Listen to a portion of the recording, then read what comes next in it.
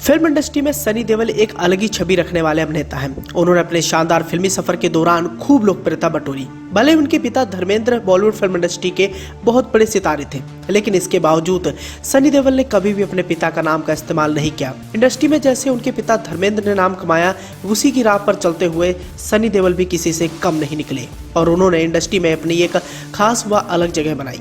90s के दौर की बात करें या फिर 80 के दौर की, हमेशा से ही सनी देओल लाइमलाइट में बने रहे। जाहिर सी बात है, इतने बड़े सुपरस्टार के साथ हर कोई स्क्रीन शेयर करना चाहता था। वहीं इंडस्ट्री में सनी देओल के बहुत सारे दोस्त भी थे, लेकिन यहाँ पर उनके दुश्मनों की भी कमी नहीं थी। सनी देओल का समय समय पर उनके साथी कलाकारों के साथ विवाद होता ही रहा है और इंडस्ट्री में कई सारे ऐसे भी कलाकार हैं जिन्हें सनी देओल फूटी आंखों निभाते, और उन्हीं में से एक ऐसी भी अभिनेत्री रही है जिसके साथ सनी देओल इतनी ज्यादा नफरत करते थे कि उस अभिनेत्री के साथ उन्होंने कभी भी ना फिल्म करने की कसम खा ली थी।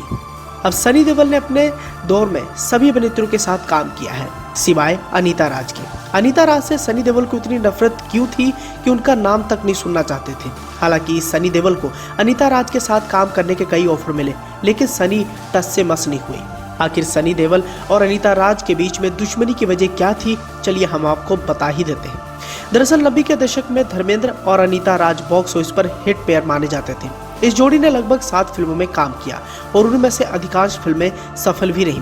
कहते हैं साल 1983 में बनी फिल्म नौकर बीबी का की शूटिंग के दौरान धर्मेंद्र और अनीता राज में रोमांस शुरू हो गया और इस घटना ने पूरी इंडस्ट्री में हलचल मचा दी थी। जैसे ये खबर सनी के पास पहुंची, वो बुरी तरीके से बिफर गए।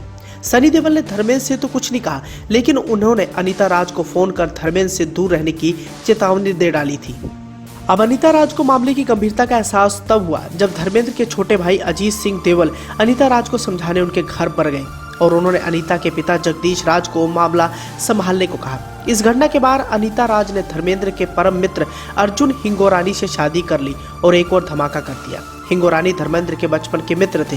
ये शादी कैसे हुई, ये भी एक रहस्य है, क्योंकि हिंगोरानी अनीता राज और धर्मेंद्र के संबंधों से बखूबी वाकिफ थे। हालांकि उस दौरान इस बात की भी चर्चाएं की गई थी कि अगर सनी देओल इस मामले को इतनी गंभीरता से नहीं लेते तो शायद धर्मेंद्र तीसरी शादी अनीता राज से कर लेते, लेकिन वक्त रहते सनी देओल ने सब कुछ समझ लिया और धर्मेंद्र के मंसूबों पर पानी फेर दिया। हालांकि अनीता राज भी अपनी खूबसूरती को लेकर काफी ज्यादा चर्चाओं में रहती थी और उनकी जोड़ी अपने दौर के कई सारे स्टार्स के साथ काफी ज्यादा पसंद भी किया गया था। लेकिन कैसे लगातार फिल्में धर्मेंद्र उनके साथ करते रहे और इन्हीं फिल्मों की शूटिंग के दौरान बताया जाता है कि अनीता राज के वो बहुत ज्यादा करीब आ गए थे। लेकिन जब इस बात का एहसास उनके बड़े बेटे सनी देओल को हुआ तो सनी देओल ने सब कुछ बड़ी आसानी से हैंडल कर लिया और अनीता राज को धर्मेंद्र से दूर रहने की हिदायत दे डाली। इसी के साथ ही धर्मेंद्र के अगर पर्सनल लाइफ की बात करें, धर्मेंद्र की पहली पत्नी प्रकाश कौर है और धर्मेंद्र ने प्रकाश कौर से साल 1954 में शादी की थी और इन दोनों के 4 बच्चे सनी देओल, बॉबी देओल, विजेता और अजेता हैं। 81 साल के धर्मेंद्र की विजेता, अजेता, आहना और ईशा 4 बेटियां हैं। इनमें से सिर्फ ईशा ही बॉलीवुड फिल्मों में काम करती नजर आई।